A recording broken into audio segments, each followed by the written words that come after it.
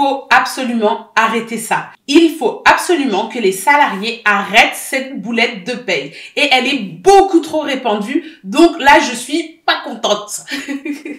Hello la team, on est là pour un épisode boulette de paye. On va parler de pourquoi il ne faut absolument jamais négocier son salaire en net et quels peuvent être les risques à le faire et surtout qu'est-ce qu'on peut mettre en place plus tôt pour mieux négocier son salaire et ne pas prendre de risques. Alors avant de rentrer dans le vif du sujet, on va essayer de définir la différence entre un salaire brut et un salaire net. Le salaire brut, c'est ce qui est considéré en paye comme ton vrai salaire. C'est le salaire que tu vois apparaître en haut de bulletin et il peut être composé d'une ou de plusieurs lignes. C'est-à-dire que tu peux avoir du salaire de base, des primes, des heures supplémentaires et d'autres éléments de salaire qui sont payés toujours en haut du bulletin. Et souvent, tu vas avoir une ligne qui totalise la totalité, donc total brut ou salaire total brut. La particularité de ce salaire dit brut, c'est qu'il est soumis à cotisation. Ça veut dire que toi, comme ton employeur, vous allez devoir payer de l'argent à l'État et cet argent que vous allez payer à l'État, il est calculé à partir du salaire brut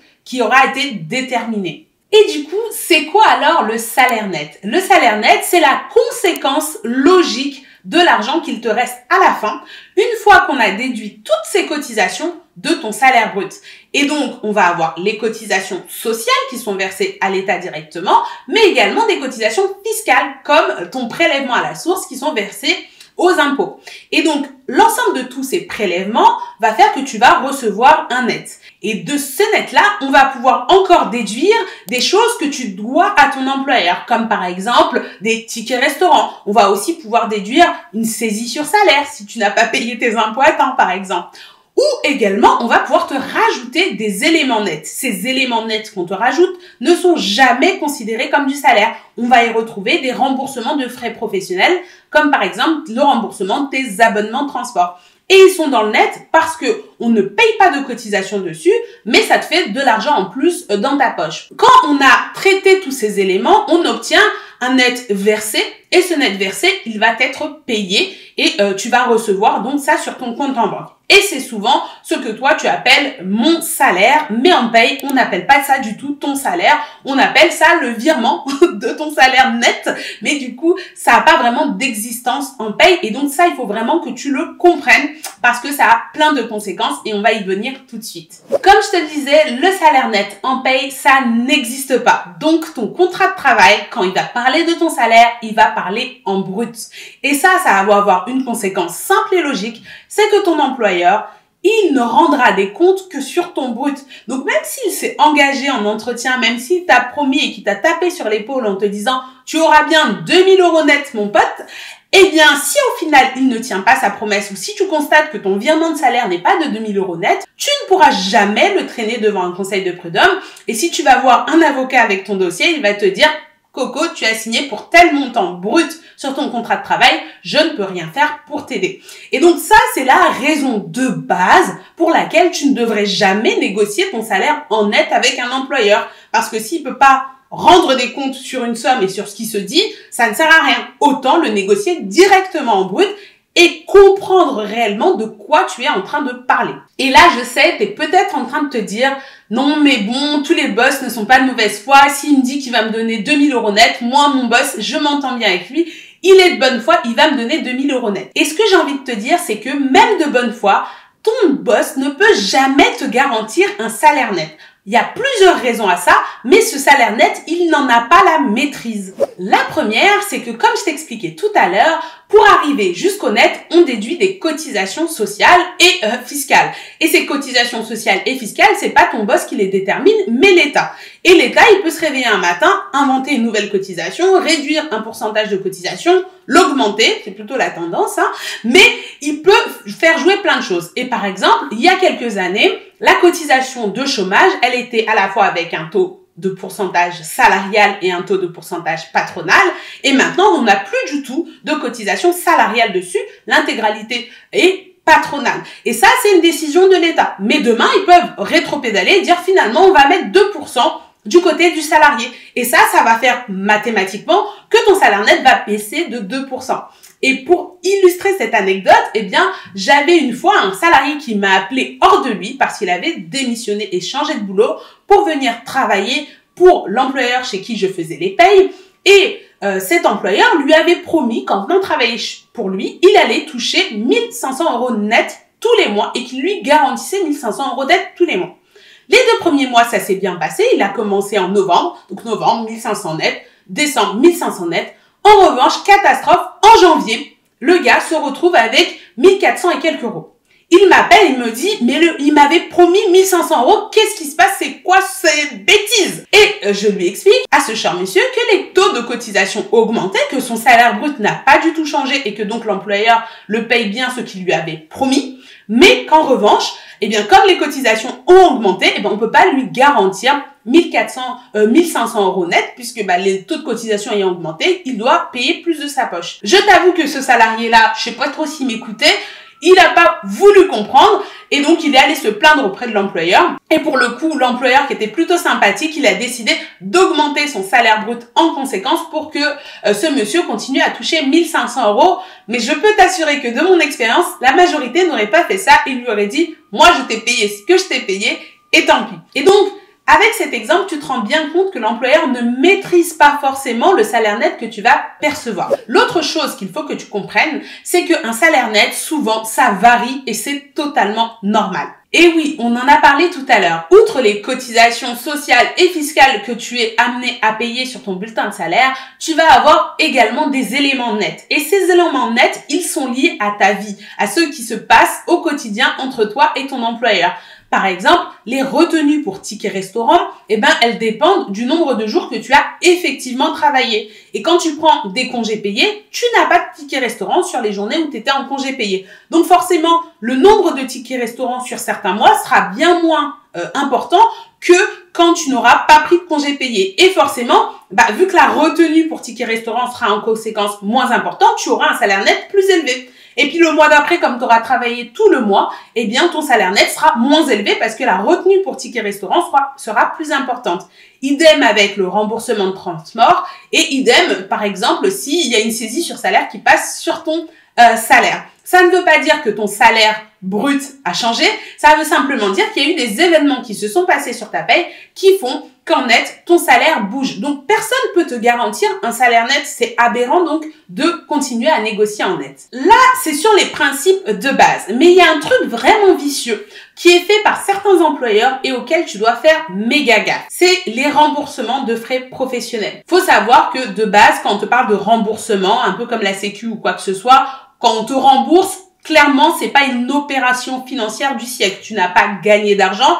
On t'a juste rendu de l'argent que tu as avancé à quelqu'un, généralement sans intérêt. Et donc, les remboursements de frais que tu as sur ton bulletin de salaire, s'ils sont en net, c'est parce que l'URSSAF va considérer que on te rend de l'argent que tu as déjà avancé, donc tu n'as pas fait de gains financiers là-dessus, donc il n'a pas besoin de prendre de cotisation dessus. Seulement voilà, tu as des employeurs qui sont malins et qui ont envie que tu aies l'impression de gagner 2000 € net, comme ça tu es content de travailler pour eux, sans te verser en brut les sommes nécessaires pour que tu gagnes ces 2000 € net. Alors ce qu'ils vont faire, c'est parfois passer des lignes de remboursement de frais forfaitaires sur ton bulletin en net, alors que tu n'as même pas de frais de déplacement et que tu te déplaces même pas pour ton travail. Et du coup, quelles conséquences ça a pour toi? Parce que tu peux te dire, ouais, moi, c'est tout bénef aussi, parce qu'au final, je paye pas d'impôt dessus, et puis je reçois l'argent net dans ma poche, et j'ai quand même mes 2000 €, donc je m'en fiche un petit peu. Le problème, c'est que cet argent, eh bien, comme je le disais, tu n'auras pas payé de cotisation dessus, tu n'auras pas donc acquis et ouvert des droits sur cet argent. Ce qui fait que pour le Pôle emploi, pour ta retraite, et pour l'ensemble des droits que tu peux avoir, eh bien, tu n'auras rien cotisé. Ce qui fait donc qu'à salaire égal, à salaire net égal, quelqu'un qui aura eu l'intégralité de sa rémunération en brut comme il se doit et quelqu'un qui aura eu une ligne de remboursement forfaitaire plus ou moins importante se retrouvera in fine avec une pension de retraite inférieure, une allocation chômage inférieure et ainsi de suite. Et donc les conséquences, tu ne les vois pas immédiatement, mais tu t'en rends bien compte dès que tu as un pépin. Et donc pareil, si tu as un pépin de santé, eh bien l'indemnisation qui va être faite par ton employeur pendant que tu seras en maladie, elle sera inférieure parce que forcément quand tu travailles pas, quand tu es en congé payé, il n'y a pas de raison légitime à laisser cette ligne de remboursement de frais forfaitaires. Et comme l'URSSAF regarde particulièrement bien ces lignes-là pour voir, parce qu'ils savent que les employeurs aiment bien en user et en abuser, bah ton employeur, généralement, quand tu es en vacances, il va la faire sauter. Quand tu es en maladie, il va pas l'intégrer dans le salaire dans lequel qui va te maintenir quand tu es malade. Et donc, c'est vraiment dans ces moments-là que tu te rendras compte que tu y perds beaucoup. Et pas au moment où tu vas signer pour ce type de contrat. Et c'est pour ça que je te dis, ne négocie jamais ton salaire en net. Et donc, ça nous amène au dernier point qui est de comprendre comment on va faire pour s'assurer d'avoir le bon net qu'on veut toucher, même si on négocie en brut. La première chose que je vais essayer de te faire comprendre, c'est que c'est impératif que tu t'intéresses au brut et que tu apprennes et que tu te familiarises avec le salaire brut. Pourquoi? Parce qu'en fait, la composition même de ce salaire brut va avoir des impacts sur le salaire net que tu vas toucher. Et tu peux plus rester ignorant sur le fait de dire « je connais à la louche un chiffre de salaire brut et je vais avoir donc à la louche un salaire net. » Par exemple, à salaire brut égal, donc par exemple si je touche 3 000 € en brut, quelqu'un qui est au forfait jour ne touchera pas le même salaire net que quelqu'un qui est à 39 heures. Pourquoi? Parce qu'en ce moment, on a une réduction de cotisation salariale sur les heures supplémentaires et donc quelqu'un qui est à 39 heures va avoir des heures supplémentaires sur son bulletin de salaire et donc son brut sera composé d'un salaire de base et également d'une ligne d'heures supplémentaires. Et donc quand les cotisations vont se calculer sur ce salaire, quand on est à 39 heures, eh bien il y a une ligne de réduction de cotisation qui va venir s'ajouter, donc il va nous rembourser un petit peu d'argent parce que sur les heures supplémentaires et dans une certaine limite, on ne paiera pas de cotisation. Là où quand on est en forfait jour, eh bien le salaire brut est le salaire brut et du coup, il n'y a pas cette réduction de cotisation. Donc forcément, on va payer un tout petit peu plus de cotisation et donc on aura un salaire net inférieur. Et donc tu comprends bien en écoutant ce que je suis en train de te dire que tu ne peux pas en 30 secondes comprendre vraiment exactement quel est le salaire net que tu vas obtenir. La règle de base pour essayer de comprendre ou essayer de négocier ton salaire net, notamment en entretien, c'est déjà d'avoir une fourchette de salaire brut que tu aimerais obtenir. Pas forcément un montant exact, mais une fourchette de salaire brut.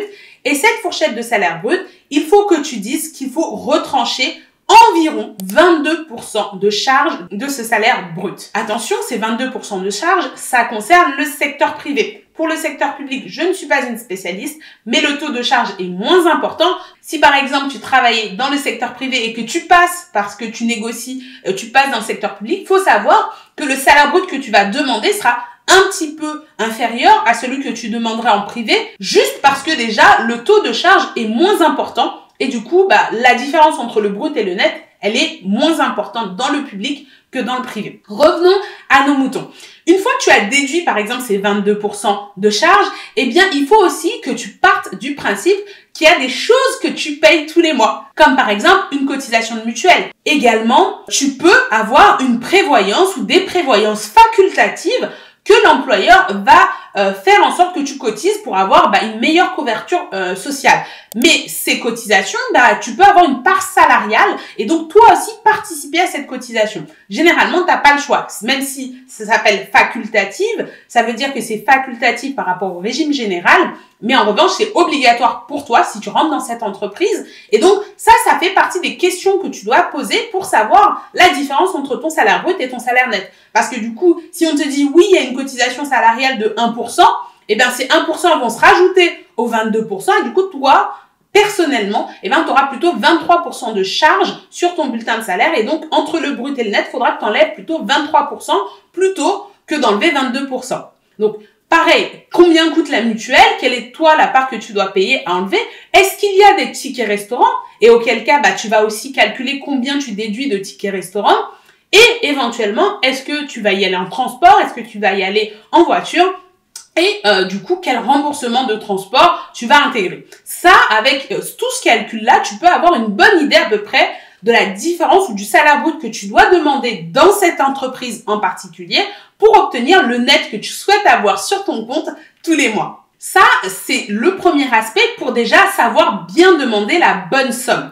Mais ensuite, une fois que tu auras négocié ton salaire, eh bien, tu vas recevoir une proposition financière sous forme de contrat de travail ou d'avenant à ton contrat de travail si tu es déjà en poste.